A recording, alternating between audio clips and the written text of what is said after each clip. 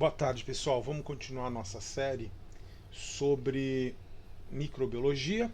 Eu já fiz 2 vídeos nos últimos dias sobre bactéria, um vídeo sobre nutrição e crescimento microbiano, 2 vídeos sobre fungos e um vídeo sobre vírus, né, que eu me dediquei a falar sobre morfologia, estrutura viral e algumas curiosidades como o nome, né, descoberta dos vírus. Hoje eu vou continuar falando sobre vírus e vamos falar de algumas outras características, incluindo falar um pouquinho sobre doença, sobre o ciclo de infecção viral e outros assuntos interessantes dentro da virologia. Tá?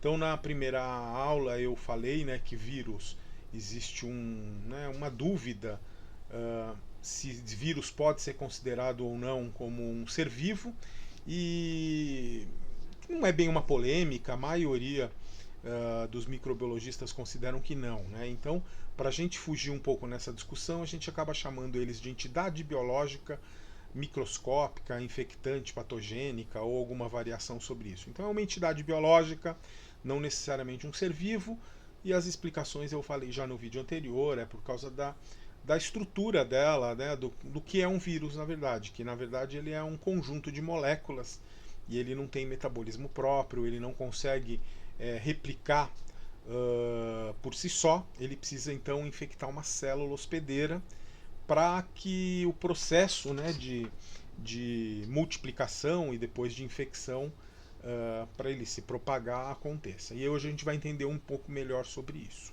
Tá? Então, grande parte dessas coisas que eu estou passando eu já expliquei na aula passada. Tá? Esse é um material que eu uso em aula. E vamos lá. Vamos falar um pouquinho agora sobre o ciclo de infecção viral. Eu até já comecei a falar alguma coisinha na aula passada sobre como um vírus ele faz para infectar uma célula-alvo. Ele precisa aderir à célula-alvo, né? A gente chama esse processo de ancoragem ou adesão, e nesse momento que ele faz a adesão, ele agora tá, né, perfeitamente possível agora ele conseguir entrar na célula hospedeira. Aqui, ó, essa imagem, ela mostra o HIV, tá? E o HIV ele tem espículas na sua superfície, no seu envelope, e essas espículas, né, que são 2 proteínas, a glicoproteína 41, a glicoproteína 120, GP41, GP120, elas interagem com receptores de superfície que estão na célula-alvo, na membrana da célula-alvo. E é esse processo que a gente chama de ancoragem. Ancoragem ou adsorção, tem vários termos que você pode usar. Mas o fato é, assim que o vírus ele conseguiu ancorar na célula-alvo, agora vai haver um processo de penetração. Né? Ele vai conseguir infectar, ele vai conseguir entrar na célula-alvo, vai entrar o núcleo capsídeo, né? E aí posteriormente o genoma vai ser liberado e ele vai dominar a célula-alvo. Tá?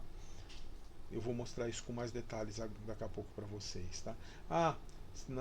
No vídeo passado essa imagem aqui tinha sumido, tá? Dos vírus icosaédricos, e o exemplo melhor de um vírus icosaédrico é o vírus do mosaico do tabaco. Essa imagem eu lembro que estava com um problema. Eu não lembro se as outras tinham algum problema, mas o fato é que aqui nós temos as imagens já apareceram de novo. Então aqui eu mostro, né, algumas espécies virais com as suas morfologias, né? Então, para quem não lembra, são vírus que podem ser helicoidais ou icosaédricos. E tanto os helicoidais como icosaédricos, né? O helicoidal tem essa forma, né? Parece um bastão. Na verdade, ele o capsídeo dele é enrolado, formando um tubo, e o outro, o capsídeo, ele é formado, né, com uma estrutura semelhante de um diamante, parece uma caixinha. E os dois eles podem ainda ser envelopados, né? Então existem vírus que são icosaédricos envelopados, vírus que são helicoidais envelopados, tá? E ainda existe um outro vírus que nesse caso é um bacteriófago. Nem todo bacteriófago é assim, tá? Tem bacteriófagos que são dessas outras formas, tá? Mas existe um bacteriófago especial, um grupo de bacteriófagos especial que eles são complexos, né? E eles têm tanto uma cabeça icosaédrica como um corpinho helicoidal, tá? E aí nenhum desses vírus complexos são envelopados, todos eles são desnudos, tá? Aqui tem fotos de todos esses caras. Mas vamos ao que interessa para a aula de hoje, porque isso tudo foi falado na aula passada. Aqui eu tenho vários tipos de vírus, né? Icosaédricos envelopados, icosaédricos não envelopados, helicoidal envelopado, helicoidal não envelopado. Aqui tem vários, né? E as imagens também, que eu acho que as imagens não estavam presentes na aula anterior, mas é só um mero detalhe. Então vamos falar um pouquinho sobre a infecção e replicação viral, né? Se você considerar vírus um ser vivo, você pode chamar de ciclo de vida, o ciclo de vida viral. E se você não considerar como eu, você pode chamar de ciclo de infecção viral. Bom, a primeira coisa que acontece é a ligação do vírus à célula hospedeira, à célula alvo, né? Que a gente pode chamar de ancoragem, fixação, adsorção, todos esses nomes são possíveis, tá? E aí como que acontece isso? Na aula passada eu já falei um pouco sobre isso, vou repetir agora. O vírus ele precisa encontrar com um receptor que ele consiga ter afinidade. Aí há um encaixe, e esse encaixe a gente costuma dizer que é igual chave e fechadura, então tem que ser um encaixe perfeito. E para isso, o vírus vai ter alguma proteína que vai interagir com uma estrutura da célula hospedeira, que geralmente é uma proteína, não necessariamente. Tem alguns casos que são carboidratos, mas quase sempre é uma proteína. Então tem uma estrutura na membrana da célula hospedeira, e aí o vírus ele vai encaixar nessa estrutura. Por isso que a gente chama de ancoragem, é o que a gente acabou de ver no caso do HIV, né, com aquelas glicoproteínas, a GP41 e a 140, acho que era isso. Bom, aqui a gente está vendo essa situação, deixa eu ampliar aqui para vocês. Olha só, aqui é exatamente isso. Você tem aqui, ó, a membrana da célula hospedeira, essa daqui, tá? Então aqui seria a membrana da célula hospedeira. E na membrana da célula hospedeira tem estruturas, como por exemplo essa proteína de membrana. Tá? Essa proteína ela pode ser um monte de coisa. Pode ser um receptor de algum tipo de neurotransmissor, pode ser uma proteína estrutural, não importa. Existe uma proteína e esta proteína ela é um encaixe perfeito de uma outra proteína do vírus. Nesse caso aqui é um vírus desnudo, não envelopado. Então que proteína que é essa? Que encaixa perfeitamente no receptor da célula hospedeira. Isso daqui é o capsômero. Então os capsômeros são aquelas proteínas que formam um capsídeo, né? Então o capsômero ele possui proteínas que conseguem fazer essa interação para que haja o encaixe. No caso dos vírus envelopados, como é o caso do HIV, como é o caso do vírus da gripe, do coronavírus, por exemplo, você continua tendo aqui, ó, a membrana da célula hospedeira, né? Isso é a célula, e ela tem proteínas que são receptores. De novo, essa proteína pode ser qualquer coisa que está lá, ela pode ser qualquer coisa que está lá na célula hospedeira, tá? E aqui a gente está vendo que o vírus ele tem uma proteína que se encaixou perfeitamente aqui como chave e fechadura igual. Só que dessa vez qual é esta proteína? É justamente a proteína que forma a espícula. Neste caso, é o caso mais próximo àquele que a gente acabou de ver do HIV. Né? Então, nesse caso, essa espícula, no caso do HIV, poderia ser aquela glicoproteína, GP41.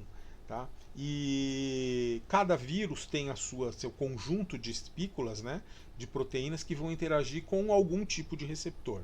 Às vezes é um receptor muito específico, que nem no caso do HIV, esse receptor aqui chama CD4, tá? Então ele tem uma proteína que chama CD4, e esta proteína CD4 ela só existe praticamente no linfócito T helper humano, tá?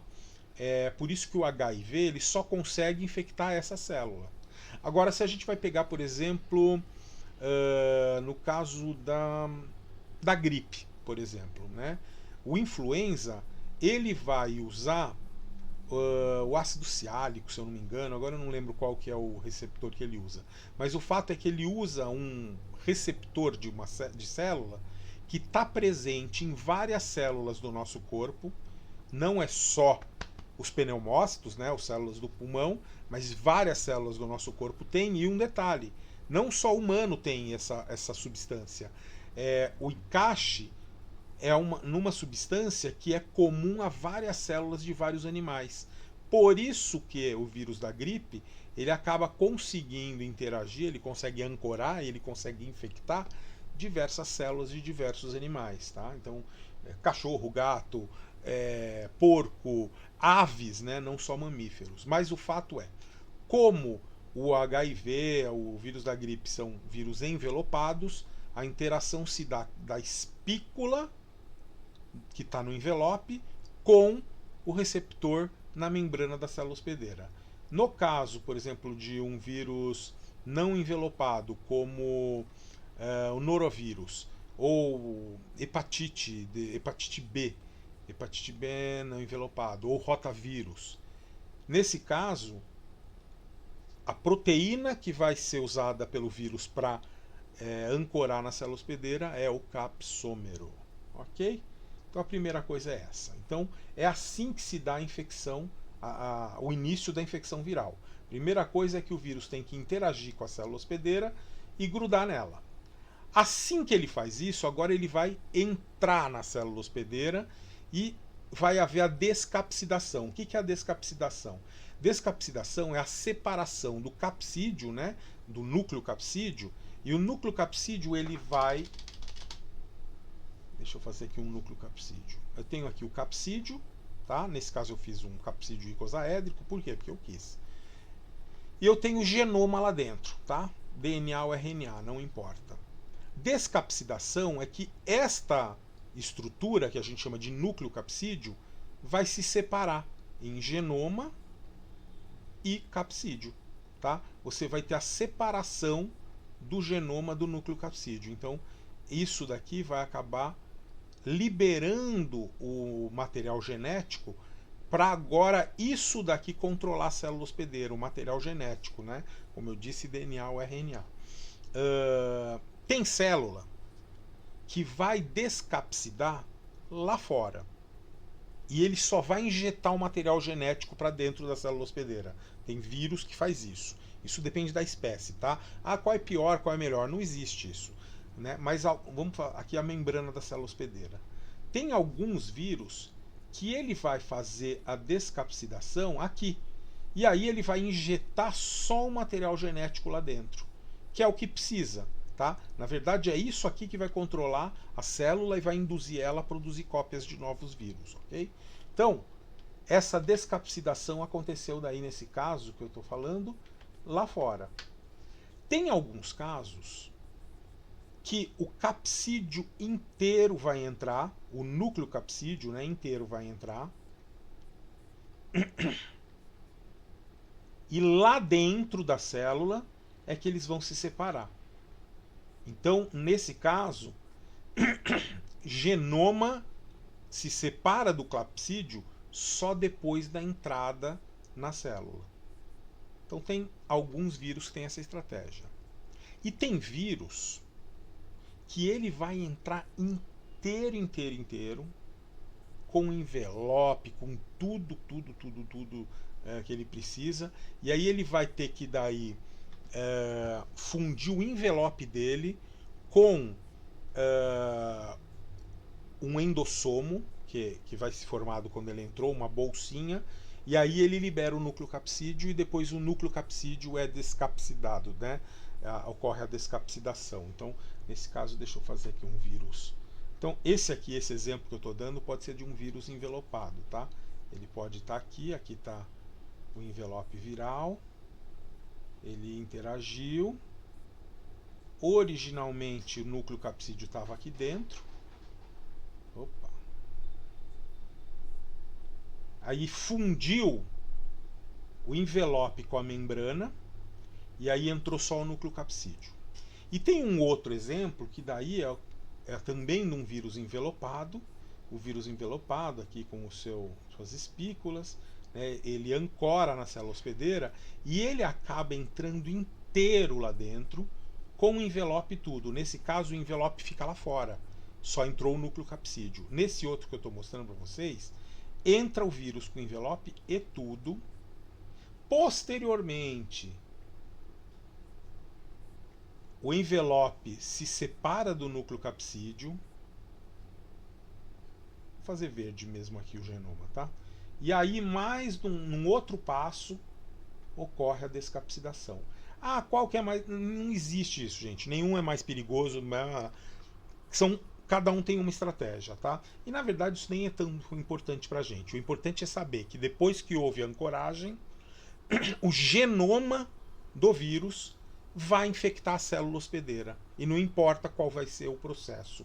Se vai ser por endocitose, que aí o vírus inteiro ele vai entrar. Se vai ser por fusão do envelope viral com a membrana celular, e aí só o núcleo capsídeo vai entrar, ou se vai ser simplesmente uma descapsidação já externa e só vai entrar o material genético. Não importa, tá?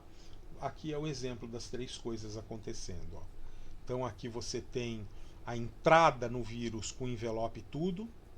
Neste caso, o envelope fica na membrana, entra só o núcleo capsídeo e depois, né, ele vai descapsidar. E aqui é aquela que o capsídeo fica lá fora, só entra o genoma. Dos três casos, no final da história, o genoma é separado. Tá aqui. Tá? O genoma vai ser separado. E agora que o genoma entrou, DNA ou RNA, esse material genético ele vai dominar a célula e a célula agora vai virar uma produtora de novos vírus. Ela para de fazer aquilo, muitas vezes ela para de fazer aquilo que ela fazia. Por exemplo, um hepatócito. Ele para de fazer metabolização de substâncias para se dedicar a produzir novos vírus. Tá? Então, esse é um dos motivos, por exemplo, para você ficar doente. Se as suas células param de fazer aquilo que ela precisava, isso já é muito ruim. E a gente vai ver que ainda pode piorar. Mas o fato é que, nesse momento, vai haver a replicação do material genético e a biossíntese de proteínas virais. Tá? Então, por enquanto, tem lá um genoma lá que entrou na célula. Esse genoma vai ter que ser copiado, né? Então você vai ter que fazer a biossíntese do material genético. Tá? Estou tentando fazer genoma, mas é só para vocês verem que é uma fita aqui. Esse caso pode ser RNA, DNA, não importa. Está representando qualquer genoma. Tá? Então você vai ter a replicação do material genético. Porque você vai querer fazer cópias do vírus. Então ele precisa de muitas cópias do material genético. Além de tudo, a célula vai começar a produzir proteínas do próprio vírus. Que proteína? Proteína do capsômero, proteína das espículas, enzimas que o vírus precisa para a constituição dele, para a formação de novos vírus. Qualquer proteína do vírus vai ser produzido agora por quem? Pela célula, não é o vírus que faz isso. É a célula que agora vai começar a montar peças, criar peças para montar novos vírus.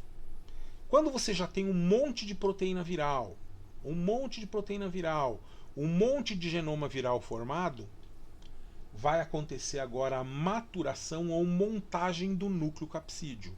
Então, por exemplo, aqueles capsômeros que foram formados dentro da célula, eles começam a se encaixar um no outro, tá? Em volta de material genético que já foi copiado. Lembra que eu tenho um monte de cópia de material genético, tenho aqui um monte de proteína viral, por exemplo, os capsômeros, né?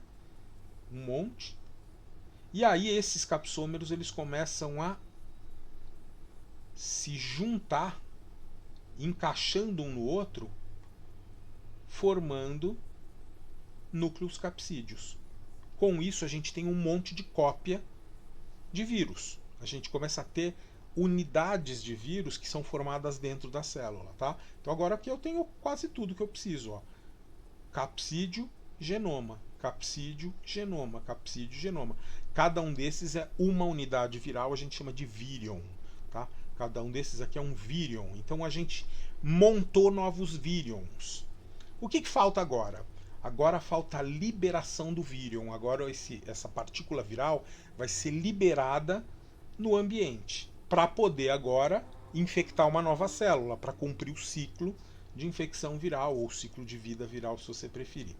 Como é que o virion, como é que a partícula viral ela é liberada? Ela pode ser liberada de uma vez por lise celular. O que é isso? A célula ela monta milhões e milhões de cópias do vírus. Na verdade, eu estou falando milhões, a gente está falando em, na verdade, trilhões, tá? Ou até mais. Trilhões de cópias do vírus, e a célula simplesmente ela explode. Ela começa a não suportar, lá dentro começa a ter algumas alterações internas, um aumento muito grande, né, no número de vírus ali dentro, e de repente ela explode. E nessa hora, ela morre, claro, porque ela explodiu, e você libera ao mesmo tempo trilhões de virions que vão procurar novas células, vão ancorar, vão penetrar, vão descapsidar, né? Depois em seguida vão produzir novas cópias de genoma, vão produzir novas proteínas virais, vão montar um novo virion e ele de novo vai explodir a célula. Imagina um monte de célula sua sendo morta, né? Sofrendo lise ao mesmo tempo. É outro motivo para você ficar doente. A célula já não estava legal porque ela não estava fazendo o que ela precisava. Além de tudo, agora ela ainda tem o problema de que ela está morta. Uma, duas células mortas não tem problema, mas imagina um órgão inteiro começar a perder um monte, né? Sei lá, o seu fígado começar a perder um monte de hepatócito. Vai dar algum problema muito grave. Lembra do ebola, por exemplo? Que você, de um dia para o outro, tá mal, no outro dia tá pior, de repente você virou uma poça, né? uma sopa, você liquefez.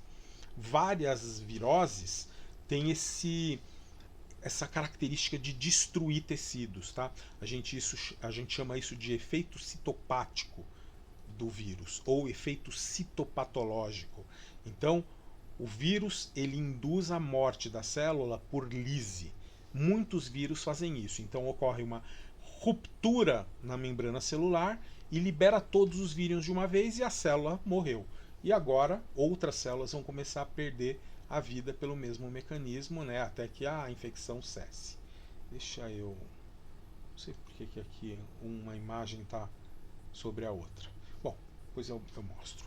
Uma outra forma do vírus sair da célula é por exocitose. Tá? O que é a exocitose? Basicamente, deixa eu tentar mostrar aqui para vocês. Eu tenho aqui, né, a célula, vão formar aqui umas bolsinhas e os virions novos eles começam a entrar aqui dentro. Tá? Naturalmente, os virions eles vão ficar armazenados nessa vesícula, nessa bolsinha.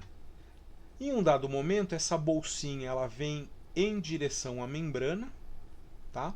E aí quando ela encosta na membrana, ela se funde à membrana e nesse espaço que foi aberto, esses virions eles saem ao mesmo tempo.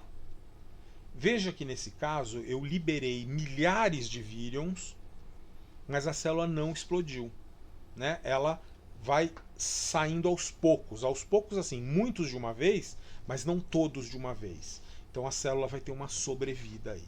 Isso quer dizer que ela não vai morrer? Depende da velocidade com que isso ocorre, ela eventualmente morre também. Por quê? Porque ela está entrando em esgotamento, ela está perdendo muito material. Cada virion desse está levando proteína dela, está levando material genético, fora que ela está em esgotamento porque ela gasta energia para produzir novos virions, né? A própria replicação de material genético, a síntese de proteína, ela vai gastando energia com isso. Então essa célula exaurida, ela eventualmente também pode morrer. Mas não morreu na hora, tá? Então é menos drástico nesse caso. Então é a exocitose. E tem mais uma forma de sair, que é essa que vocês estão vendo aqui, ó. É o brotamento.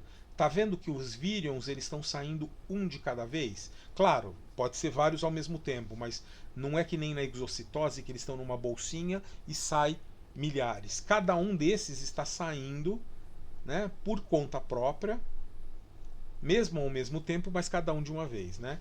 Então, com isso, é menos drástico ainda, né? A saída é um pouco mais lenta, um a um. Quer dizer, de novo, não é um a um, como vocês podem ver aqui, ó. Nessa fotografia vocês estão vendo que tem vários saindo de uma vez, mas não são milhares, né? Como na exocitose, de uma vez, tá? A gente chama isso de brotamento, porque o vírus brota na membrana da célula hospedeira e vai embora. Só que na hora que ele vai embora, ele leva uma coisa junto com ele, o que? Membrana. Aqui nessa imagem, por isso que eu quero tentar arrumar isso. Peraí, deixa eu tentar arrumar isso.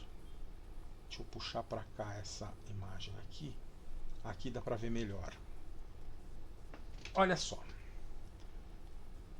Essa imagem tá boa. Isso aqui é a membrana celular, tá? A membrana da célula hospedeira, ó, uma bicamada lipídica. Tá vendo? E na hora que o vírion está indo embora, ele está levando a membrana junto com ele. Tá vendo aqui, ó? Que ele está levando um pedaço da membrana com ele. Esse vírus aqui é um vírus envelopado. Lembra que eu falei que o envelope viral, na aula passada, ele é feito de lipídio, ele é lipoproteico? Ele tem a mesma composição da membrana celular. Por quê? Porque ele, na verdade, é a membrana celular. Só que esse vírus ele está roubando a membrana junto com ele.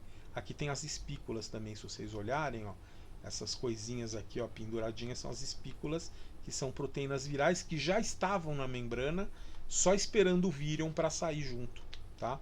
Então, nesse caso, vocês estão vendo aí o nascimento de um vírus envelopado. O vírus envelopado ele leva embora a membrana da célula hospedeira, que é o envelope viral, tá? Lembrando que nem todo vírus é envelopado, tem vírus que, né, é desnudo. Os desnudos vão sair por exocitose ou por lise.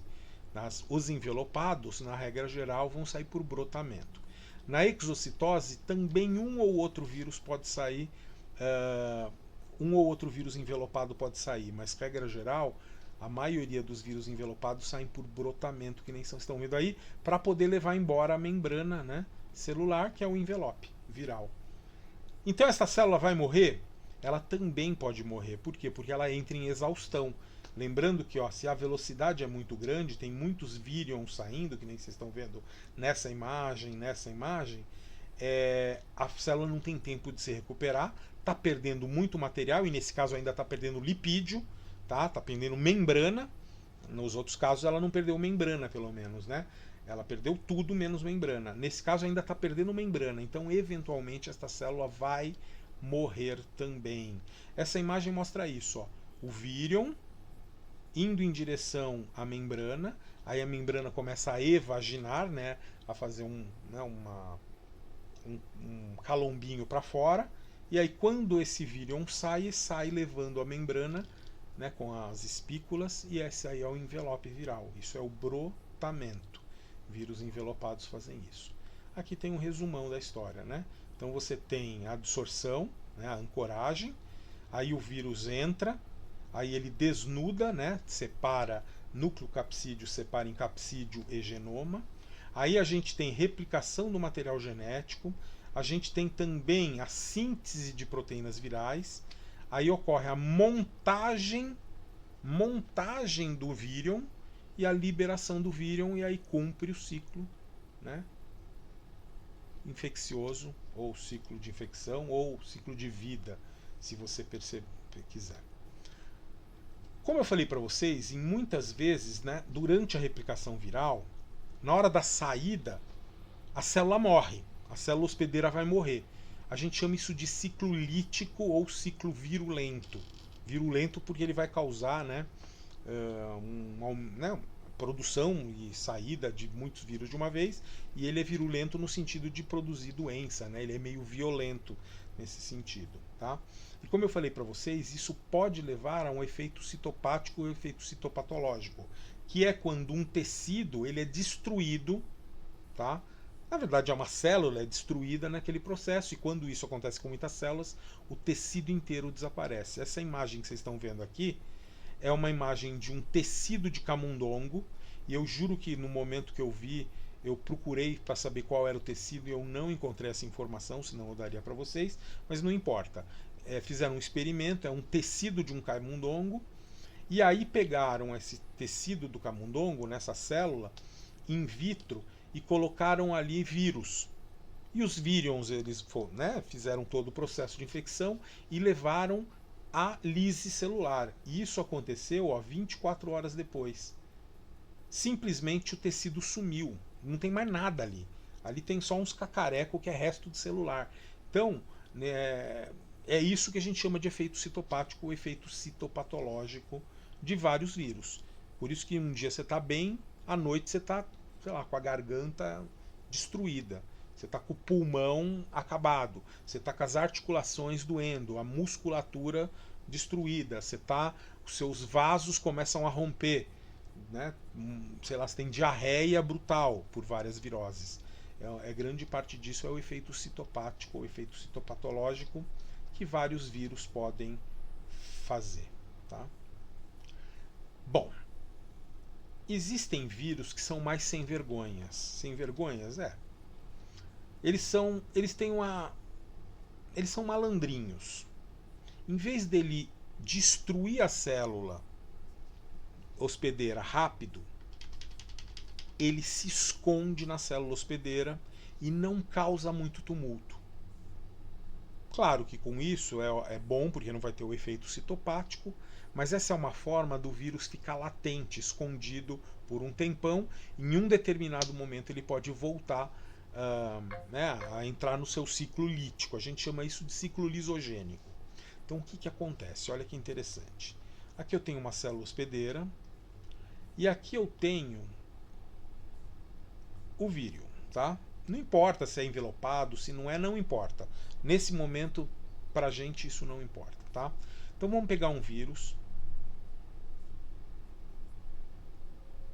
e ele jogou o material genético lá dentro. Não importa se entrou de uma vez, não importa, não importa, tá? Aqui tem um núcleo celular e lá dentro do núcleo celular nós temos o DNA, tá? Então eu vou fazer aqui o DNA representando uma escadinha.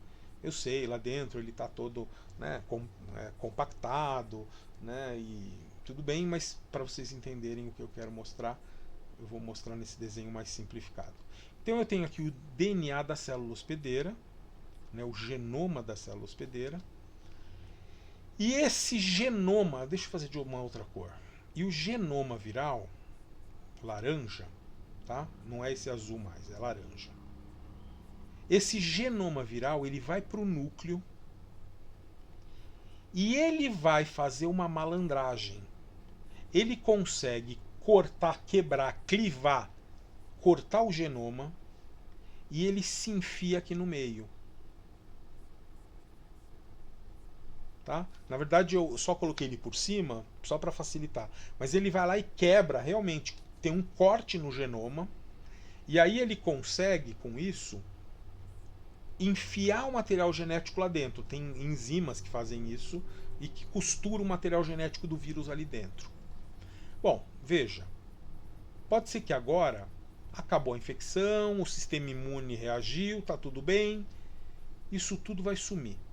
Chega uma hora que você não encontra mais, não tem vírus nenhum, a doença passou, tá? E pode ficar assim para o resto da vida. Pode ser que você nunca mais tenha nenhum problema. Mas em alguns casos, esse genoma viral pode voltar a ser lido. Por algum mecanismo, os genes do vírus podem voltar a ser expressos. E aí, neste momento, a nossa célula começa a produzir novo genoma viral, várias cópias, várias proteínas virais, Portanto, a gente vai começar a produzir vírions. E esses vírions podem finalmente entrar no ciclo lítico e matar a célula hospedeira. Pode ser que ele não mate ela, tá? Pode ser que sim, pode ser que não. Mas o que eu estou mostrando é que você eventualmente pode ter uma doença viral que o vírus não existe mais no seu corpo, pelo menos não na forma de vírion, não na forma de uma partícula, mas você ainda tem ele em você, só que na forma de genoma. Veja, ele não existe na forma física. Ele só existe na forma de informação, porque genoma é informação. E ele está tão bem escondido que a gente não consegue achar. Se uma célula imunológica passar por aqui agora, não vai saber que ali dentro está infectado por vírus. Por quê? Porque não tem o vírus físico, só tem o genoma. E o genoma está incorporado no nosso. As células imunológicas não têm a capacidade de ver o que tem no gene das nossas células. Consegue ver as proteínas, as coisas que tem na membrana, substâncias que a célula produz e olhe lá.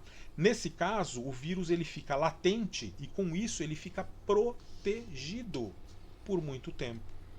Até que por algum mecanismo ele entra de novo no seu ciclo lítico e aí volta a se disseminar e nesse processo ele pode levar ao efeito citopático, efeito citopatológico. Você quer saber uma doença que faz isso? Eu conto. Herpes. Herpes labial. Tem pessoas que têm todo ano uma crise, né? Às vezes no verão, às vezes no inverno, às vezes quando, sei lá, tá sob estresse, cada um tem um gatilho. E tem gente que vai ter uma vez só na vida e nem sabe que teve herpes e não vai ter mais crise, mas é comum as pessoas terem. Por que isso acontece? Porque a primeira vez que você pegou a herpes, o vírus infectou, fez lá o seu estrago, o seu ciclo lítico, mas alguns desses vírus eles se incorporam aqui no nosso nervo trigêmeo. Então a célula hospedeira, nesse caso, vai ser o nervo trigêmeo. E lá ele vai incorporar o material genético ao material genético da célula. E com isso ele pode ficar latente por muito tempo, pode ser meses, pode ser a vida toda, tá? E você nunca mais ter crise. Mas acontece que pode acontecer de uma vez por ano, 2 vezes por ano, sei lá, o vírus ser expresso de novo e ele se torna depois de novo, né, aquilo que estava latente se torna ativo e ele começa a produzir vírions. Esses vírions são lançados e eles vêm em direção às células que formam a pele. E lá embaixo da nossa pele tem umas células que são infectadas por ele e elas vão morrer, vão explodir. E aí vai formar aquelas bolhas, né, aquela inflamação e aquela bolha que é tão característico do herpes. Nesse momento, o vírus aproveita para se disseminar.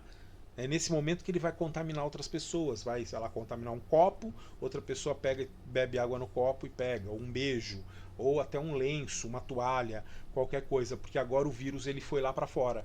Então multiplicou, causou a lesão, ele precisa da lesão para que ele saia, e aí quando ele saiu, né, pelas lesões que formam, ele vai se espalhar para outras pessoas. E isso é um vírus sem vergonha. Então ele oscila entre o ciclo lisogênico, que é quando ele incorpora o material genético no nosso, ciclo lítico, que é quando ele causa as lesões. Quer outro exemplo? Eu conto. Herpes zoster. Herpes zoster é a catapora. A primeira vez que você pega a catapora. E aí o vírus ele faz um estrago na pele, faz um monte de lesão, coça, né, incomoda, etc. Passou a catapora. Você não tem mais catapora, a catapora sumiu. Mas muitas pessoas continuam com o vírus, né, que nesse caso chama varicela zoster, e o varicela zoster ele fica escondido nos nervos, são nervos periféricos, geralmente em pescoço, pode ser nas costas, abdômen, e a pessoa tem crises de vez em quando. Às vezes ele nunca mais vai ter, mas ele pode ter uma crise, sei lá, idoso, por exemplo, ele pode depois de idoso voltar a ter crises. É que o vírus ele estava latente, ele foi expresso, agora ele está ativo, e quando ele está ativo ele forma as bolhas na pele, a mesma história do herpes labial, só que agora eu estou falando do herpes zoster, né, da herpes zoster, que vai acontecer daí em regiões ali por exemplo, do abdômen, pescoço, costas, né? Depende da pessoa. E é sempre no mesmo lugar a crise. Por quê? Porque é onde passa o nervo que foi infectado. Outro vírus que faz isso, o HPV. O HPV nesse processo ainda ele tem alguns genes, né, que a gente chama de oncogenes, que podem induzir a formação de tumores. Tá? Alguns desses vírus, como por exemplo, né, o HPV, que é do papiloma, ele é tão sem vergonha que ele tem genes que induzem a célula a se multiplicar. E a hora que você multiplica essa célula, ela entra em mitose e ela se multiplica, junto com ela, sabe quem que se multiplica junto? O vírus. Porque lembra que aqui dentro tem um genoma, e no genoma que vai ser duplicado, né, porque isso aqui é uma cópia disso, vai ter uma cópia do vírus aqui também. Então, cada cópia que você faz desta célula, você está produzindo uma cópia de... eu fiz de cor diferente, mas não importa. Vocês entenderam, porque para cada cópia da célula, vai ter uma cópia do genoma. E o que acontece quando você começa a produzir um monte de cópias de uma célula que é mais resistente à morte e que duplica mais rápido do que as outras? Vai começar a formar um empilhamento. Sabe como chama esse empilhamento? Verruga. Então o HPV ele produz verruga por esse mecanismo. Imagina um monte de célula da tua pele que começa a se multiplicar e com isso multiplicando o genoma do vírus. Então cada uma dessas células novas, elas têm uma cópia do genoma do vírus. Isso chama verruga. Começa a aparecer, né? Ele tem até uma célula um pouquinho diferente da célula. A verruga ela é mais aparente, né? E ela é volumosa, né? E ainda geralmente é bem irregular, né? Ela geralmente não, ela é irregular, porque é esse empilhamento de células que o vírus induziu a ser formado. E ainda tem o caso de que em alguns momentos essa multiplicação celular ela sai do controle e aí você vai ter um câncer, né? Porque daí não é só uma verruga, não é só um empilhamento. A quantidade de células vão sendo produzidas numa velocidade brutal, alteração no genoma celular, a próprio vírus já tem alguns genes que induzem a multiplicação de células e com isso você perde o controle e isso pode gerar um câncer. No caso do HPV, ele é um oncovírus, ele é bem famoso por formar câncer. Outro vírus que faz isso, o HIV. O HIV, você nunca vai chegar para um paciente HIV e falar que ele está curado, mesmo ele tomando a medicação. A medicação ela impede a ativação do vírus, a formação de novos vírions, mas o vírus vai estar sempre incorporado no genoma de células imunológicas e assim que você para de tomar medicação ele volta a replicar. Então o HIV é outro exemplo de vírus que consegue usar essa estratégia do ciclo lisogênico. Todo vírus faz isso? Não. Não é todo vírus que faz isso, tá? Sobretudo os vírus DNA, e no caso do HIV ele não é um vírus DNA, mas ele é um retrovírus, ele também consegue produzir uma fita de DNA para incorporar na nossa. Mas o fato é, graças a Deus não é todo vírus que faz isso. O coronavírus não faz isso, o vírus da gripe não faz isso. Tá? Mas os vírus que fazem têm essa particularidade. Tem o Epstein-Barr vírus, que ele também é um grande causador de câncer. Tá? Então muitos desses vírus, o da hepatite B faz isso, ele também causa câncer. Então vários desses vírus podem causar câncer, não são todos. Tá? E ele oscila entre fases de latência, é assintomático, você não encontra o vírus na pessoa, com fases dele ativo, entra no ciclo lítico, causa um monte de estrago e pode inclusive produzir o efeito citopático e por aí vai. Não é legal? Meu, o vírus é sensacional, né? É péssimo, causa um monte de problema pra gente? Causa, mas que o assunto é legal, ele é legal, né? Vamos falar então, aqui ó, que eu tô falando da verruga, tá vendo? Ó, do empilhamento. Ó, o HPV ele causa então a formação de tumores que são benignos ou, em casos extremos, tumores malignos, tá? Não são todos os HPVs que causam câncer. A gente divide os HPVs em HPV de baixo risco, que a maioria são... Deixa eu ver, eu tenho essa informação aqui. Ó, tem mais de 100 subtipos de HPV, tá? Desses daí, a maioria é de baixo risco de produzir câncer, tá? O risco não é nulo, mas é muito raro o câncer da maioria dos tipos, né? Eu vou chamar de variantes, mas não é bem variante, mas vocês entenderam. São subtipos, tá? A maioria dos HPVs só causam verruga. Mas existem alguns HPVs que são de alto risco de desenvolver câncer. Na verdade, são 12 subtipos que são os principais causadores de câncer. E entre eles, entre esses 12, o subtipo 16 e 18, eles são responsáveis por 70% dos casos de câncer. Os outros 30% são por causa dos outros 10 subtipos. Tá? Quase todos os cânceres de colo de útero, por exemplo, não é só colo de útero, laringe, faringe, né, pênis, vaginal, anal, eles podem produzir câncer em diversos locais, né? Quase sempre por contato sexual. Né? Dos 12 que têm um alto risco de desenvolver câncer, 2 são os principais culpados. Os outros 10 são responsáveis por 30% dos cânceres. Tá? É isso. Eu acho que se você tiver mais curiosidade sobre isso, vale a pena você pesquisar um pouco mais sobre isso. No meu material aí eu tenho isso. Volta o vídeo, pausa, dá uma lida se você quiser olhar o texto, porque eu não vou perder o nosso tempo precioso para falar disso. Tá? Mas eu paro um pouquinho aqui para vocês poderem voltar ao vídeo e ler se quiser. Aqui são vários exemplos de vírus que a gente chama de oncovírus. Tem potencial oncogênico. O Epstein-Barr, o HPV, HTLV1, HTLV8, HVH8 e os vírus de hepatite B e C. Todos esses aqui são vírus que são sabidamente causadores de câncer. Vírus de Merkel, vírus John Cunningham, vírus da leucemia felina e esse BKV, que é um polioma vírus, ele também causa neoplasias, tá? Vírus BK. Ok, vamos falar um pouquinho sobre genoma viral. Acabei de falar de vocês que os vírus que fazem ciclo lisogênico, que integram o material dele no nosso, quase sempre é um vírus do tipo DNA. Então, primeira coisa, o vírus ele é classificado ou do tipo DNA ou do tipo RNA, a primeira divisão que a gente faz, tá? Eles têm características um pouco diferentes, eu vou mostrar o porquê. Para regra geral, tá? Regra geral, vírus DNA são pouco mutantes. Eles têm uma taxa de mutação menor do que dos vírus de RNA.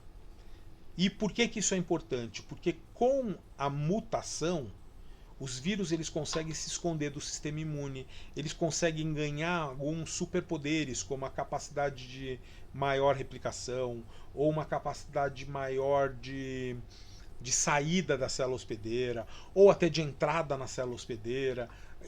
A gente hoje percebe bem, é fácil de explicar isso, porque a gente acabou de sair de uma pandemia de Covid, que ainda existe, né? Não é mais pandêmica, ela não está com status de pandêmica, mas ela continua no mundo inteiro e ainda tem casos, inclusive no Brasil, alguns casos graves, né, que levam à morte. Não é igual como era em 2020, 2021, mas continua, né, ele ainda existe. E daí? E daí que a gente sabe que tem variantes.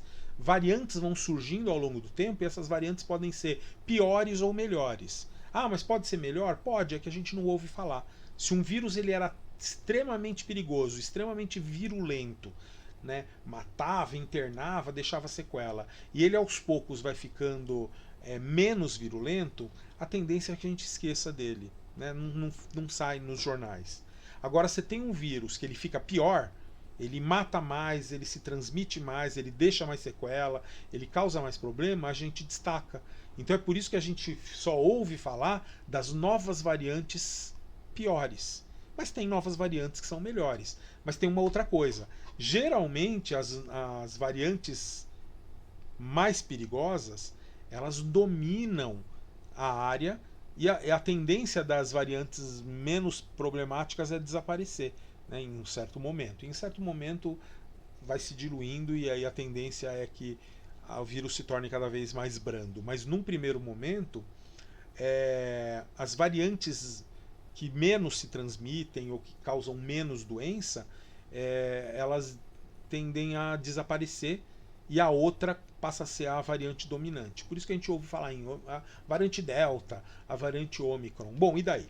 E daí que isso acontece porque os vírus RNA, e o coronavírus é um vírus RNA, eles têm uma taxa de mutação muito grande. Então a produção de variantes é muito rápida. De um mês para o outro você pode ter várias variantes aparecendo, surgindo, e algumas delas podem ser pior.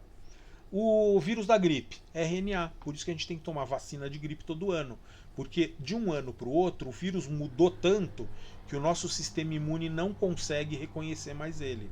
Então essa é a importância de saber a taxa de mutação de um vírus. E a regra geral é: os vírus RNA são os mais mutantes. Os vírus DNA são menos mutantes. Eu não estou falando que eles não sofrem mutação, eu estou falando que eles sofrem menos mutação. São mais mutantes. Então, os vírus que são do tipo DNA, a taxa de mutação dele é tão baixa que muitas vezes a gente consegue desenvolver uma vacina, e é uma vacina que você precisa tomar só, sei lá, uma vez na vida, em alguns casos. Tá? Ou, se você tiver que repetir, vai ter que tomar daqui 8 anos, ou daqui 10 anos. Ok? Os vírus RNA, ou você nem tem vacina, alguns assim é tão complicado e a vacina é tão pouco efetiva, em pouco tempo ela perde eficiência, eficácia, que a gente nem produz. Então ou não tem, ou então você tem que tomar várias vezes, uma vez por ano, ou a cada 4 meses, ou alguma coisa semelhante a isso, né, que nem é o caso da gripe ou da Covid, que a gente acaba tendo que modificar a vacina porque o vírus modificou. Então a gente tem que atualizar a vacina, atualizar o antivírus, que nem a gente faz com o computador. Toda hora estão inventando um vírus novo, a gente tem que atualizar o antivírus do computador várias vezes. Nesse caso, a analogia é: o próprio vírus ele está mudando tanto que parece que você tem novos vírus a cada dia e você precisa então atualizar a sua vacina com isso. E se você não atualizar, você vai ficar doente. Né? Porque a taxa de mutação dele é maior do que a capacidade do nosso corpo reconhecer essas alterações no genoma do vírus. Né? A alteração no genoma que vai levar a alterações nas proteínas virais, em características do próprio vírus. Tá? Bom, essa é, de forma simplificada, é isso. Então tem vírus DNA menos mutante e vírus RNA mais mutantes. Tá? Mas não é tão simples assim, porque na verdade existem vários tipos de genoma viral.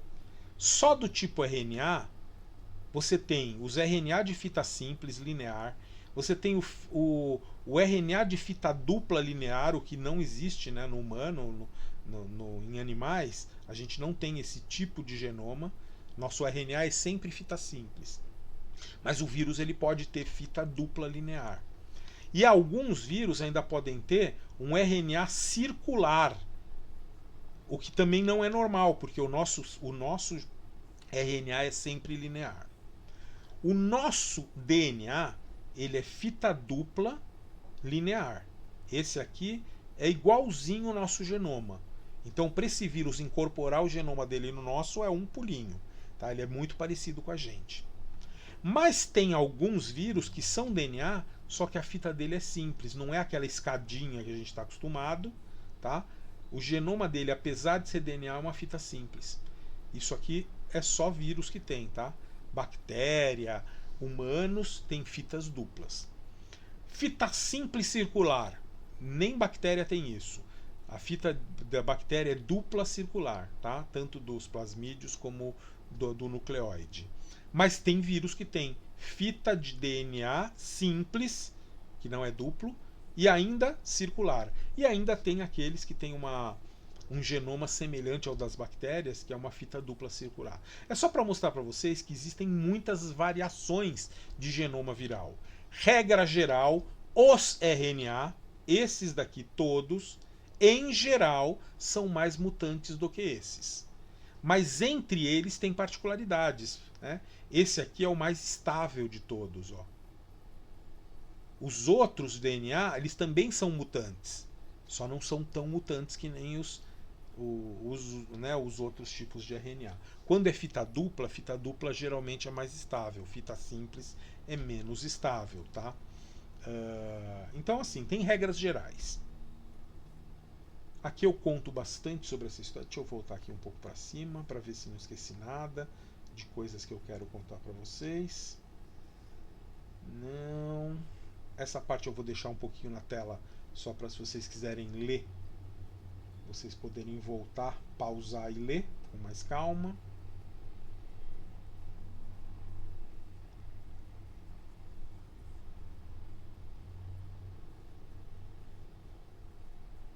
Tem a ver também com o tamanho do genoma, isso também torna o genoma mais estável ou menos estável. Os vírus, o genoma do DNA é maior em tamanho, então além dele ser mais estável, ele é maior em tamanho, e com isso ele acaba tendo uma taxa de mutação.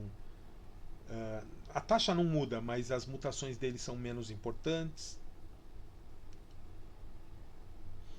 Aqui eu falo um pouquinho sobre essas coisas de taxa de mutação, né, e o surgimento de novas variantes.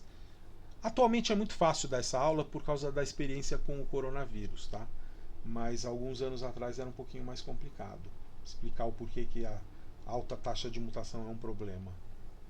Tá aqui, eu falo de recombinações, etc, etc, etc. Tá bom. Aqui eu conto um pouquinho também dos tipos de genoma. Aqui eu falo um pouquinho sobre aquela regra que eu falei para vocês, regra geral. Ok. E agora eu quero contar uma outra coisa para vocês. Dentre os vírus RNA, tem um vírus muito especial. Tem um vírus RNA que ele é muito especial. Ele é tão especial que a gente nem chama ele de RNA, tá? É de genoma do tipo RNA, mas ele é tão especial que a gente acaba chamando ele de retrovírus. O retrovírus, ele é um vírus RNA especial. Como que funciona isso? Tá? E o melhor exemplo de retrovírus é o HIV. Por isso que quando a gente fala do medicamento para HIV, a gente fala antirretroviral, porque ele é contra os retrovírus. Tá? Ele é um vírus RNA de fita simples, mas ele tem uma enzima que consegue converter a fita simples de RNA dele em uma fita dupla de DNA. Tá? Assim, resumindo, ele é um vírus que tem RNA de fita simples, mas dentro da célula hospedeira, esta fita aqui ela é transcrita, não é que ela é transformada, mas a gente acaba falando, vira DNA, não é assim. Mas ele consegue pegar e usar esse molde para criar uma fita dupla do tipo DNA, igualzinho o nosso. Lembra que eu falei que o HIV é um daqueles que incorporam o material genético dele no nosso? É por isso, porque ele faz a transcrição ao contrário. Por que ao contrário? Por que reversa? Por que é retrovírus? Porque normalmente um humano, por exemplo, uma célula humana, ela faz o contrário. Ela faz fitas de DNA serem transcritas em fita de RNA. Esse é o caminho normal. Esse é o caminho das células eucarióticas. Opa. Eucariótica não, procariótico também. O próprio bactéria também faz isso, tá? Eu falei eucarioto, mas foi um erro, porque na verdade qualquer célula faz isso. Lembra que vírus não é célula, ele é celular. O que ele tem de tão especial é que ele pega isso aqui que é um dogma da biologia. DNA é transcrito em RNA. DNA é transcrito em RNA. DNA é transcrito em RNA. Nós guardamos a informação do DNA e aí quando você precisa fazer uma proteína, você transcreve em RNA. Este é o dogma. O que esse vírus fez foi subverter o dogma. Ele fez o contrário. Ele tem a fita simples de RNA e ele consegue, por meio de uma enzima especial, criar fita de DNA. A gente chama isso de retrotranscrição. por isso ele é um retrovírus. O nome da enzima tão especial é a transcriptase reversa. Essa enzima ela é responsável por fazer a transcrição ao contrário do dogma, transcrição reversa, tá? E por que isso é importante? Porque este processo acaba produzindo muitas cópias erradas. Isso quer dizer que os retrovírus, eles têm uma taxa de mutação extremamente alta, muito mais alta do que todos os outros vírus juntos, tá? Então, os retrovírus são os vírus com maior taxa de mutação, altíssima taxa de mutação durante a transcrição reversa. Isso faz com que uma pessoa que tem o HIV em si, uma pessoa que foi infectada, ela convive com mais de 1 milhão de variantes diferentes do mesmo vírus no próprio corpo.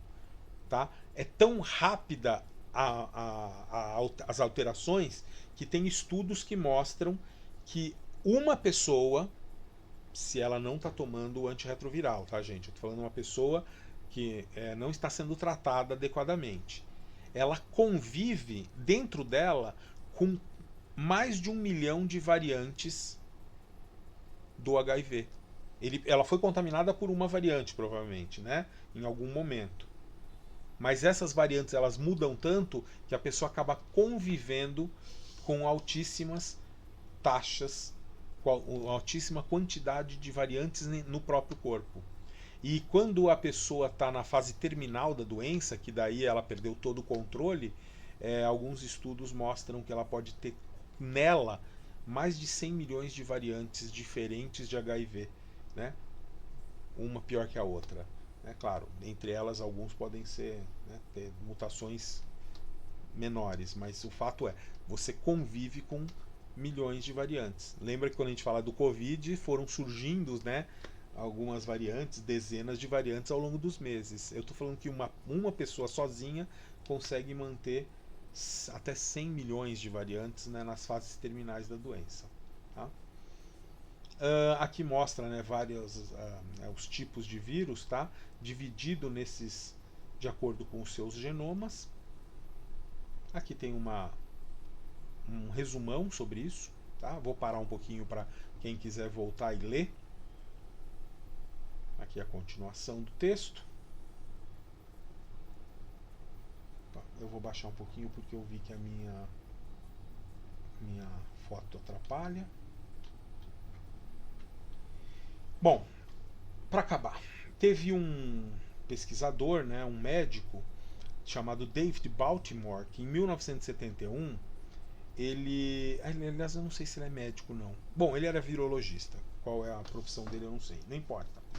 O David Baltimore, ele classificou os vírus de acordo com características genômicas. Então ele criou 6 grupos, de vírus: vírus DNA de fita dupla, vírus DNA de fita simples, vírus RNA de dupla fita, vírus RNA de fita simples com senso positivo, vírus RNA de fita simples com senso negativo, vírus RNA com transcrição reversa. Posteriormente criaram um 7º grupo, que é o grupo 7, esse foi posterior aos trabalhos do David Baltimore. Mas o fato é que hoje nós temos esses 7 subtipos virais, e aí todos os vírus a gente tenta classificar aí dentro, de acordo com o genoma que ele possui. Tá? Aqui esse link, por exemplo, fala bastante sobre isso, para quem quiser ver um pouco melhor sobre a classificação de Baltimore. Bom, e para resumir, então aqui eu coloquei alguns vírus, segundo a classe, as classes segundo o David Baltimore, e aí eu explico um pouquinho se a taxa de mutação dele é alta, se não é, o porquê, como que acontece a síntese de proteína, como que acontece a síntese de material genético e por aí vai, tá? Então eu vou também de novo parar um pouquinho para vocês poderem ler, vou subir um pouquinho e vou parar um pouquinho. Aí que você volta o texto e leia se você quiser. Tá? Eu estou passando mais rápido para isso porque isso assim realmente é mais detalhe. A maioria das pessoas não precisa saber tudo isso no detalhe. Tá?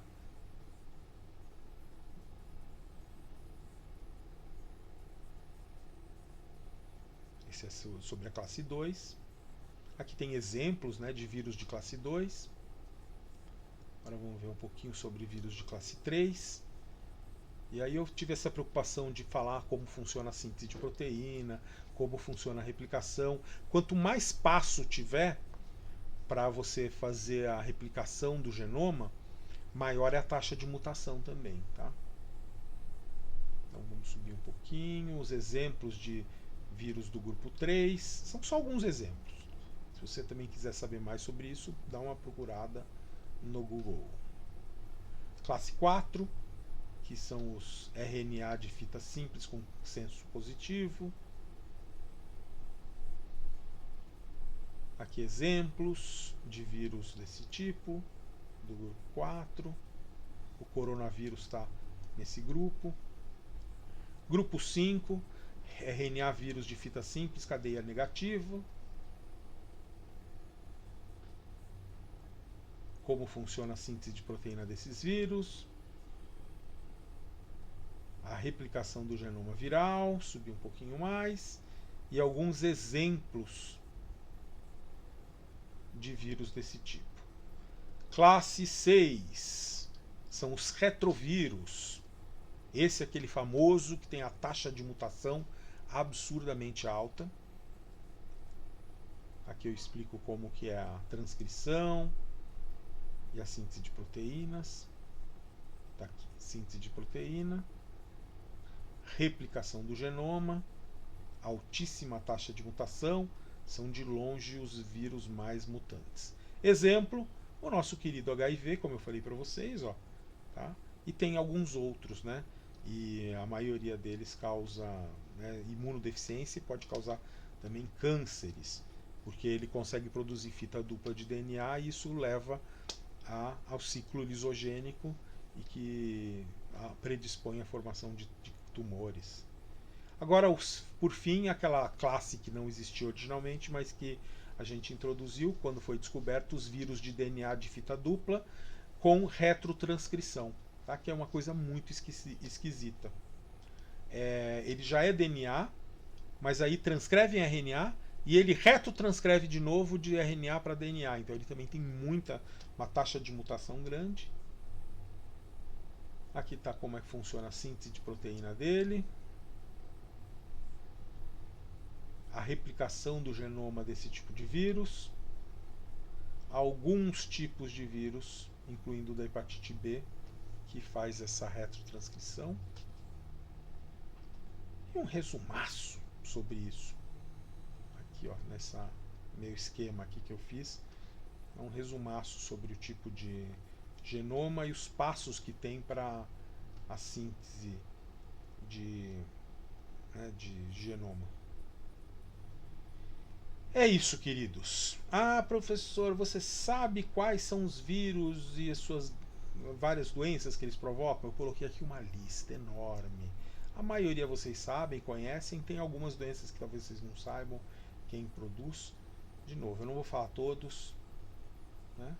Aí eu conto um pouquinho da história deles, se ele é envelopado, se ele não é envelopado, qual é o tipo de genoma deles. Deu um trabalhão pesquisar, deu um trabalhão escrever.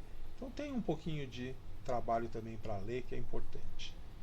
Agora aqui umas das viroses, né? Primeiro eu falei do vírus e a doença que ele provoca. Agora eu falo, né? Primeiro eu falei do vírus e característica dele. Agora eu faço o contrário, a doença e quem é o vírus que produz essa doença. Muitas vezes a informação é só duplicada, né? HIV produz a AIDS, mas tem algumas coisas aqui que tem umas diferenças. Então aqui eu explico um pouquinho, né, sobre essas doenças. AIDS, bronquiolite, carcinoma nasofaríngeo, catapora, cachumba, chikungunya, citomegalovirose, coxsackie virose, conjuntivite, que pode ser causado por um monte de vírus, Covid, né, que é a doença, e o SARS-CoV é o vírus, a dengue, o ebola, o eritema, infeccioso da quinta doença, também chamado de quinta moléstia, febre amarela, febre do Colorado, febre do Nilo Ocidental, febre do Vale do Rift, febre hemorrágica brasileira, o vírus sabiá, aconteceu num bairro aqui no estado de São Paulo, pouca gente conhece, e ele era um vírus terrível, assim, que tinha um potencial muito grande de causar uma pandemia perigosa, mas foi contido, né? Aqui, graças a Deus, uma doença emergente, mas que não causou, poderia ter sido pior. Gastroenterites, em geral, são vários vírus que causam, gripe, hantavirose, o vírus Hendra, hepatite, né, A, B, C, D, E, todas elas são virais, herpes labial genital, linfoma de célula B, e vai. Eu não vou falar de todos, gente. Não vou nem falar o nome de todas. Eu vou só subindo para vocês poderem ler se vocês quiserem.